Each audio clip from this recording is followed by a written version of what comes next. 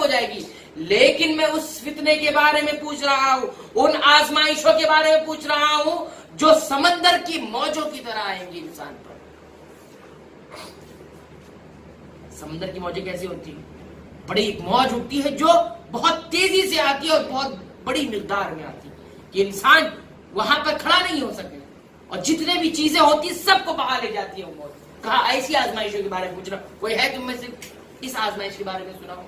حضرت عمر ابن الخطاب رضی اللہ عنہ کو تو یاد تھی، لیکن وہ اس کو تصدیق کروانا چاہتے تھے اور اپنے علم کو اور بھی بڑھانا اور مضبوط کرنا چاہتے تھے۔ تو حضرت حذیفہ ابن الیمان کہتے ہیں کہ ساری مجلس خاموش تھی، ساری مجلس خاموش تھی، کہیں سے کوئی آواز نہیں آئی۔ وہ کہتے ہیں کہ میں نے کہا ہاں میں جانتا ہوں، میں نے سنا ہے۔ تو حضرت عمر ابن الخطاب رضی اللہ عنہ نے کہا کہ اگر تمہیں معلوم ہو تو میرے ماں باپ آپ پر کوئی بات ہے ضرور بتلائیے مجھے۔ تو حضرت حذیفہ ابن الیمان رضی اللہ عنہ نے کہا سمعت رسول اللہ صلی اللہ علیہ وسلم یقول، میں نے اللہ کے رسول صلی اللہ علیہ وسلم کو فرماتے ہوئے سنا۔ یہاں بھی صحابی یہی فرما رہے ہیں کہ میں نے خود سنا۔ یہ سچائی ہوتی ہے، صداقت۔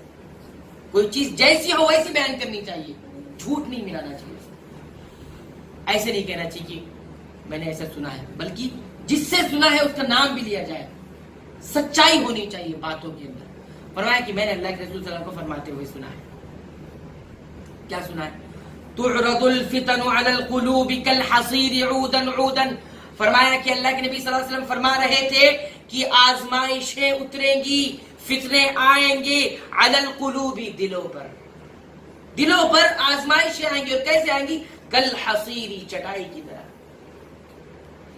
دیکھیے وہ دور تھا اور آج کا دور ہے، ہم اس دور میں گزر رہے ہیں جس دور میں آزمائشیں سمندر کی موجوں کی طرح آ رہی ہیں۔ اللہ کے نبی نے مثال دے کے سمجھایا کہ آزمائشیں دلوں پر چٹائیوں کی طرح آئیں گی، اور کیسے؟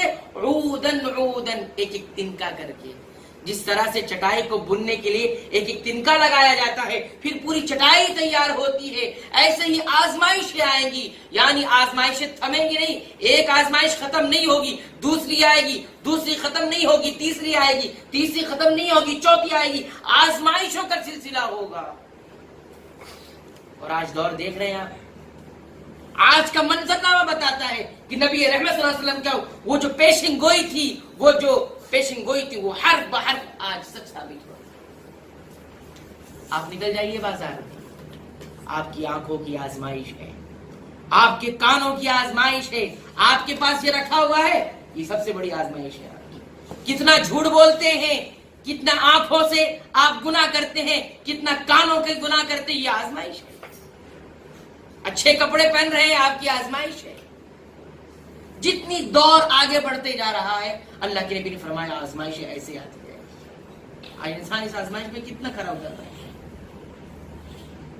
اپنی گفتگو کا جائزہ لے کر دیکھ لیں کتنا جھوٹ بولتا ہے وہ صبح سے شام تک۔ ہوتا ہے گھر میں فون پر کہتا ہے میں گھر پہ نہیں۔ یہ آزمائش نہیں، یہ آزمائش ہے جس میں آپ اپنے آپ کو کھڑے نہیں اتر پا، انسان کھڑا نہیں اتار پا رہا ہے۔ تو فرمایا اللہ کے نبی صلی اللہ علیہ وسلم نے کہ آزمائشیں چٹائی کی طرح آئیں گی ایک ایک تنکا کر کے، اور فرمایا فَأَيُّ قَلْبٍ، وہ دل انکر اشربہا جو اس آزمائش میں پڑ گیا اپنے آپ کو سنبھال نہیں سکا، فرمایا نکت فیہ نکتۃ سوداء، ایسے دل پر ایک سیاہ نقطہ لگا دیا۔ آزمائش آئی، اپنے آپ کو سنبھال نہیں پایا انسان، تو کیا ہوتا ہے دل پر اثر؟ اس کا ایک بلیک ڈاٹ لگا دیا جاتا ہے، ایک کالا نقطہ لگا دیا۔ وَأَيُّ قَلْبٍ، اور وہ دل انکرہا جو اس برائی کو نکیر منکر سمجھتا ہے، یعنی اس میں اپنے آپ کو سنبھال لیتا ہے، اس آزمائش میں اپنے آپ کو کھڑا اتار لیتا ہے، نکت فیہ نکتۃ بیضاء، ایسے دل پر ایک وائٹ نقطہ لگا دیا جاتا ہے، ایک سفید نقطہ لگا دیا جاتا ہے۔ پھر اللہ کے نبی نے فرمایا حتی تصیر علی قلبین، یہاں تک کہ دلوں کی دو قسمیں ہو جاتی ہیں، دل دو حصوں میں تقسیم ہو جاتے ہیں۔ علی ابیض، ایک دل سفید ہوتا ہے، والآخر اسودا، اور دوسرا دل کیا ہوتا ہے؟ بلیک، کالا ہوتا ہے۔ دو طرح کے جسم ہو جاتے ہیں۔ پہلا دل جو سفید ہوتا ہے وہ کیسا ہوگا؟ مثل الصفا، اللہ کے نبی نے فرمایا وہ سفید ہوگا اور چکنے پتھر کی طرح ہوگا، جیسے چکنا پتھر بالکل صاف اور شفاف ہوتا ہے، خوبصورت اور خوشنما لگتا ہے، بالکل ویسی سفید اور چکنا ہوگا۔ اور اس دل کی عظمت کیا ہوگی؟ فرمایا فلا تضرہ فتنۃ ما دامت السماوات والارض، جب تک زمین و آسمان باقی ہے، جب تک دنیا برقرار ہے، اس وقت تک کوئی آزمائش، کوئی فتنہ اس کو نقصان نہیں پہنچا سکے گا۔ فرمایا والآخر، اور جو دوسرا دل ہوتا ہے وہ کیسا ہوگا؟ اسود، وہ کالا ہوگا، اور کالا بھی کیسا؟ مرباد، انتہائی کالا، مٹیالے رنگ کا، مٹی جیسے رنگ کا، بالکل سیاہ ہوگا، اور کیسا ہوگا؟ کلکوزی، لوٹے کی طرح۔ جیسے یہ لوٹا ہوتا ہے، یہ گلاس ہے، لوٹا ہوتا ہے، یہ مرباد، یہ لوٹے کی طرح ہوگا، مجخین، بالکل الٹے لوٹے کی طرح۔ یہ جو اوپر والا حصہ یہ نیچے ہوگا، اور جو نیچے والا یہ پیندی ہے یہ اوپر ہوگا۔ یعنی جب یہ لوٹا ہوتا ہے تو یہاں پر کوئی پانی ٹکتا نہیں ہے، پانی تو یہاں آتا ہے۔ کہا کہ دل ایسا ہوگا جو کالا ہوگا اور الٹے ہوئے لوٹے کی طرح ہوگا، یہ پیندی والا حصہ اوپر ہوگا اور اوپر والا حصہ نیچے ہوگا۔ اور اس دل کا کردار کیا ہوگا؟ لا یعرف معروفا، ایسا دل کسی نیکی کو نیکی نہیں سمجھے گا، نیکی کرے گا لیکن اس کی عظمت سمجھ کے نہیں کرے گا۔ ولا ینکر منکرا، اور کسی منکر کو، کسی گناہ کو گناہ نہیں سمجھے گا، برائی بھی کرے گا لیکن اس کو برائی سمجھ کے نہیں کرے گا۔ الا ما اشرب من ہواہ، صرف وہی کرے گا جو اس کا دل بولے گا، اس کا من بولے گا، اس کی تمنا بولے گی، اس کی آرزو بولے گی۔ جہاں مفاد دکھے گا اچھے کام میں وہ کرے گا، جہاں مفاد برے کام میں دکھے گا وہ کرے گا۔ اللہ،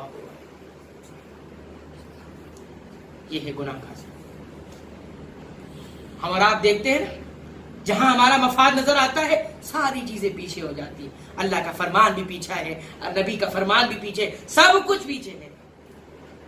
تو کیا ہم نیکی کو نیکی سمجھ کر کرتے ہیں؟ یہ غور کرنے کی چیز